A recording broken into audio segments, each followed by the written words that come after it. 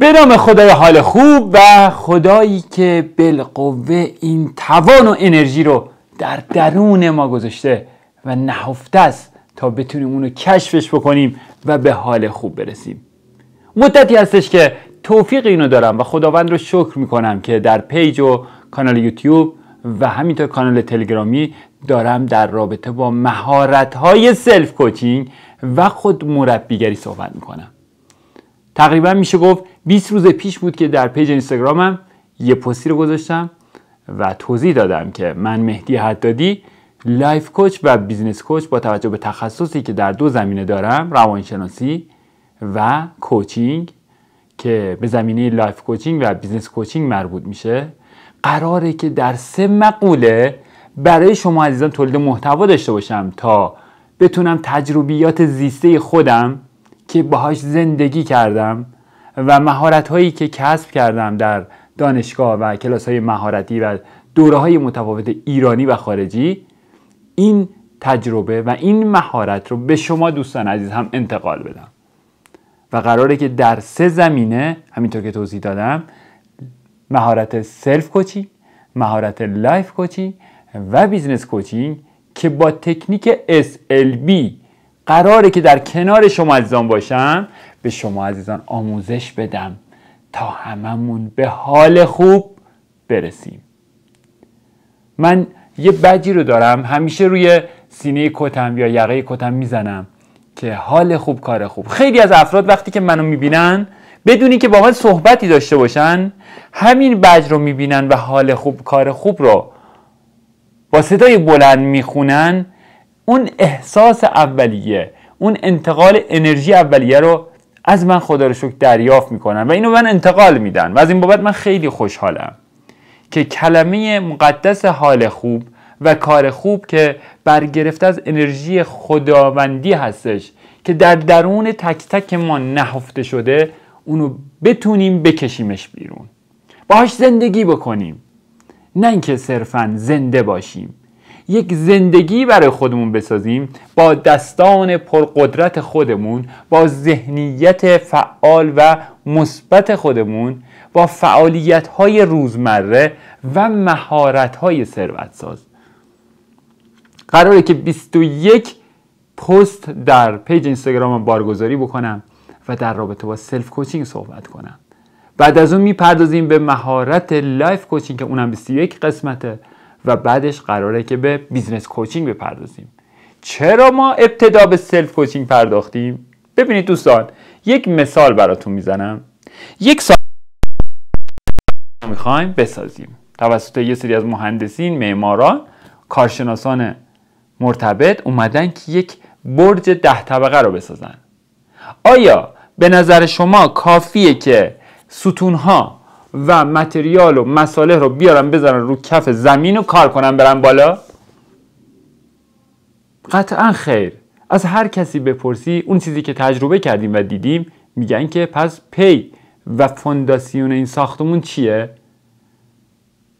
و کاملا درسته. برای هر چیزی ما یک پی و فونداسیون و شالوده درونی میخوایم.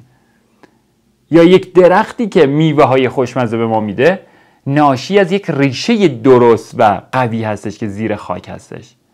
پس وقتی ما یک ساختمون رو میایم کلی براش زمان میذاریم تا قبل از اینکه دیوارهای روی سطح زمین رو کار کنیم بریم بالا و پنجره‌های زیبا، نمای زیبا روش بذاریم، میایم چند ماه و زمان زیادی رو صرف میکنیم تا اینکه بیایم یک فونداسیون قوی براش بسازیم و کلی روش کار میکنیم. مهندس میاد نظر میده، خیلی اوقات ایراد میگیرن، میگن که این فونداسیون برای این ضعیفه. اگر یک اتفاقی بیفته در یک زمین لرزه کوچیک یا طوفان یا سیل، زلزله، امکان داره که این ساختمونی که 10 طبقه رفته بالا فرو بریزه. پس وقتی برای یک ساختمون که یک چیز مادی هستش ما این همه زمان میذاریم و انرژی میذاریم، هزینه میکنیم، برنامه ریزی میکنیم، نقشه میکشیم، چند نفر میان اونو تاییدش میکنن که یک پی قوی داشته باشیم، چطوره که ما دوست داریم بریم متخصص زمین شناسی بشیم، متخصص شیمی بشیم، مربی یا معلم انسانها بشیم، بحث خودشناسی رو بگیم و همه این موارد رو میخوام مهارت بیرونی رو یاد بگیریم کلاس‌های مختلف، ولی مهارت خود مربیگری رو بهش نمیپردازیم. خیلی اوقات ما نمیدونیم که همچین چیزی هست، ولی من اینجا هستم که به شما دوستان عزیز کمک کنم که مقدم بر مهارت‌های دیگر مهارت سلف کوچینگ یا مدیریت بر خویشتن هستش. بسیاری از مشکلاتی که در ارتباطات انسانی بین افراد اتفاق میفته اینه که ما مهارت خود کنترلی یا مهارت خود مربیگری رو به خوبی یاد نگرفتیم و میخوایم که انجام بدیم. دوست داریم که با همسرمون مهربون باشیم، دوست دارم به عنوان یک معلم با 20 تا 30 تا دانش آموز مهربون باشم، با فرزندان خودم رابطه سالم و صمیمانه برقرار بکنم، به عنوان یک رهبر سازمان با نیروهای انسانی خودم خیلی خوب ارتباط برقرار بکنم، ولی میبینم که بلد نیستم، ابزار ندارم، مهارتشو بلد نیستم، یاد نگرفتم، کسب نکردم. و اینجاست که به بنبست میخوریم، اینجاست که مشکلات ایجاد میشه و ما هم حالمون بد میشه. دوستان، ما در این دنیا هستیم که به هر نحوی که میتونیم بنده خوب خدا باشیم و یک انسان خوب در کنار انسانهای دیگه باشیم، با حال خوب زندگی کنیم تا یک مسیری رو از نقطه A به نقطه B برسونیم و همراه با لذت باشه. پس وقتی که برای اکثر موارد در زندگی ما هزینه میکنیم، سرمایه گذاری میکنیم که میبینیم اونها رو و بسیاری از اونها دیدنی هستن و عامل بیرونی دارن که قابلیت اینو دارن که ما تشخیص میدیم که اینو باید باشه. یکی خونه‌شو نماشو سنگ میکنه، ما نگاه میکنیم زیبایی داره، میگیم ما هم سنگ بکنیم. یکی ماشینش رو عوض میکنه، ما هم عوض میکنیم. یکی لاستیک ماشینش رو یه جور جدید میندازه، ما هم میگیم عوض کنیم. اینا عامل بیرونی هستن، انگیزه های بیرونی دارن، ما میبینیم خوشمون میاد و ما همین کار انجام میدیم. ولی بسیاری از عوامل و موارد انتزاعی رو ما نمیتونیم درک بکنیم که چه نیرویی در درون ما هست که ما میتونیم اونها رو کشفش بکنیم، مدیریتش بکنیم، کنترلش بکنیم، ارتقاش بدیم تا بتونیم یک زندگی خوب و سالمی با همسرمون، خانوادهمون، پدر مادرمون، مشتریانمون داشته باشیم. با من همراه باشید. ادامه توضیحات رو تک تک براتون میگم، بنویسید، تمرین بکنید، برام پیام بذارید، کامنت بذارید. همینطور کانال تلگرامی من به راحتی قابل دسترسیه، میتونید اونجا وایس هایی که در رابطه با همین موضوع توضیح دادم رو بشنوید و همینطور در پیجم dr.mahdihaddadi پیگیری کنید و هر روز استوریای منو ببینید تا مطلع بشید که چه دوره ها و چه کلاس هایی و چه پست های قرار بارگذاری بکنم تا از همش استفاده بهینه رو ببرید.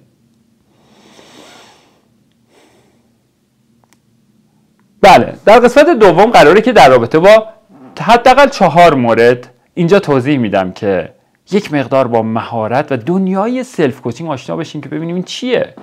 اینقدر آقای حدادی داره بهش توضیح میده و تاکید میکنه و میگه که حتما باید این مهارت رو یاد بگیریم. یکیش اینه که ما بتونیم خطاهای شناختی یا افکار منفی که در ابعاد مختلف ممکنه ما داشته باشیم رو کنترل بکنیم. قبل از کنترل ما باید اونها رو بشناسیم.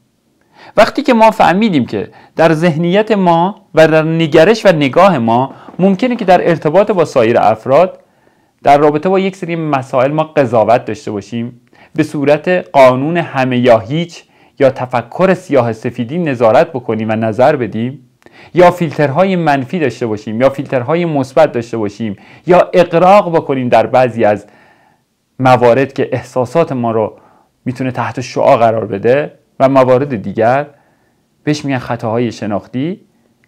اگر اینها رو بشناسیم و بتونیم اونها رو کنترل بکنیم، خیلی راحت‌تر میتونیم ارتباط بگیریم. قانون 0 تا 100 یا 0 و 100 به ما میگه که، یه مثال میزنم، رهبر سازمان میاد توی کارخونه میگه که اگر میتونید تا اسفند ماه من چک دارم، یا باید این تعداد رو برای من تولید بکنید یا تعطیل کنید برید خونتون. این قانون 0 و 100، این قانون سیاه و سفیده، این قانون همه یا هیچه که با هم مترادف هستن. ما خطای شناختی داریم، ما افکار منفی داریم در این موارد، ما اینو باید اصلاحش بکنیم. مگه میشه که رهبر سازمان که کلی نیرو زیر دستش هستش این نوع نگرش رو داشته باشه و بیاد اینجا دستور بده باید و نباید داشته باشه، یا بگه من اینو میخوام، اگر نمیشه همتون بریزید بیرون. و بارها این اتفاق افتاده که نتونسته خودش رو کنترل کنه، نتونسته خوب تحلیل بکنه و این نظر رو داده و بعد هم پشیمون شده. این یک موردش بود. موارد دیگری هم هست که در دوره‌های مهارت‌های سلف کوچینگ تمام و کمال به اینها پرداخته میشه. تمرین محور میریم جلو، شما میرید اینها رو انجام میدید در محیط زندگی و کاری خودتون و برای من ارسال میکنید، برای دوستانتون در کانال میذارید، نظرات اونها رو هم میبینید تا اینکه ببینید که چطور میشه اینها رو اصلاح کرد. در رابطه با تعصب یا سوگیری شناختی هم که یکی از زیرشاخه‌های مهارت سلف کوچینگ هستش، ما باید بدونیم که من به عنوان یک مربی، مادر، پدر یا رهبر سازمان باید تعصب‌هامو بشناسم. نمیتونم تک سوی نگاه کنم، نگاه منفی و یا بسیار مثبت یا منفی به یک سری موضوعات داشته باشم. اگر من این موارد تعصبی یا متعصبانه رو بشناسم، اونها رو حل و فصلش میکنم، اونها رو آنالیزش میکنم و در برخورد با نیروی انسانی خودم و دیگران و مراجعین خودم به عنوان مربی یا مدرس یا کوچ دیگه قضاوتشون نمیکنم. در وایس هم در کانال تلگرام اینو توضیح دادم که من یک مربی یا مدرس یا کوچ بسیار مذهبی هستم، حجاب رو خیلی دوست دارم، ولی مراجع من که داخل دفتر من شده حجابش کامل نیست و چون حجابش کامل نیست و جزء ارزش‌هاش شاید و من پیش خودم یه فکری میکنم، میگم نه این به درد نمیخوره و قضاوتش میکنم و اون نظارت خالصانه یا اون راهبری خالصانه‌ای که باید داشته باشم در یک جلسه مفید ممکنه که اونو به کار نبرم، چون تعصب دارم دیگه، نگاهش نمی‌کنم، یه جورایی حالم بد ازش و نمیخوامم ارجاعش بدم، در این حال میدونم که میتونم کارش را به نتیجه برسونم، ولی نگاه متعصبانه دارم نسبت به موهاش، نوع لباسی که پوشیده. یا نه، یه مثال دیگه میزنم، یه جوونی اومده لباسهای خیلی معمولی پوشیده یا آستین کوتاه، خالکوبی کرده و من هم دوباره از خالکوبی خوشم نمیاد. آیا اینجا من متعصبانه باید برخورد کنم؟ اینو یادمون باشه دوستان، در هر نقشی که هستیم اگر تعصب‌ها رو بشناسیم، یا حتی یک مشتری، من فروشنده یک کتاب هستم، یه مشتری اومده چند تا کتاب بگیره، ظاهر مناسبی نداره، شلوار زاپدار پوشیده، آیا من به اون باید کم محلی کنم؟ اگر ما اینها رو بشناسیم، ارزش‌های دیگران رو بهشون احترام بذاریم و ارزش‌های خودمون رو هم بشناسیم و یک حد تعادل رو وسط قرار بدیم، میتونیم خدمات خوب به اونها ارائه بدیم. رفتاری که میتونم با اونها داشته باشم ممکنه که اونها رو حتی به نکات مثبت زندگی و ارزش‌های خوب آشنا بکنم و بتونم مسیر درست رو اونها انتخاب کنم برابر با ارزش‌های دوباره خودشون، نه اینکه تحمیل کنم، نه اینکه راهکار بدم بهشون. اینم یکی از موارد سلف کوچینگه که ما اگر این خطاهای شناختی رو بشناسیم که میشه گفت 14 مورده و بعدش تعصب‌ها رو گفتم که 12 مورده، به راحتی میتونیم ارتباط برقرار کنیم. یکی دیگه از مهارت‌های خود مربیگری دوستان، مهارت کنترل هوش هیجانی یا EQ هستش. EQ زیر شاخش 15 تا آیتمه. ما در کلاس‌های مهارتی سلف کوچینگ دوباره به اینها اشاره می‌کنیم، یا آزمون و یه تستی از شما می‌گیریم و شما به خودتون نمره میدید، یعنی نمره رو کسب می‌کنید با اون علامت‌هایی که به اون سوال‌ها میدید و پاسخ میدید یا میزنید اون علامت‌ها رو. در واقع شما دارید خودتون رو آنالیز می‌کنید و من اونها رو تفسیرش می‌کنم، تحلیلش می‌کنم، به شما میگم که نمره هوش هیجانی شما این نمره است و در کدوم آیتم‌ها شما هوش هیجانی ضعیفی داشتید. و اینجاست که دوباره ما میتونیم اونها رو مدیریت کنیم، کنترل کنیم و هوش عاطفی و اجتماعی یا هوش هیجانی ما بره بالا. و نکته دیگه، نکته خود آگاهی هستش که زیر شاخه همون هوش هیجانیه. ما با کنترل ذهن و آگاهی به یک سری از موارد انسانی در ارتباطات و مهارت گوش کردن فعال و عدم قضاوت میتونیم ارتباطی سالم و صمیمانه و مؤثر.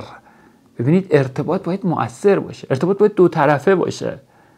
ارتباطی که فقط به نفع من باشه اون ارتباط نیست.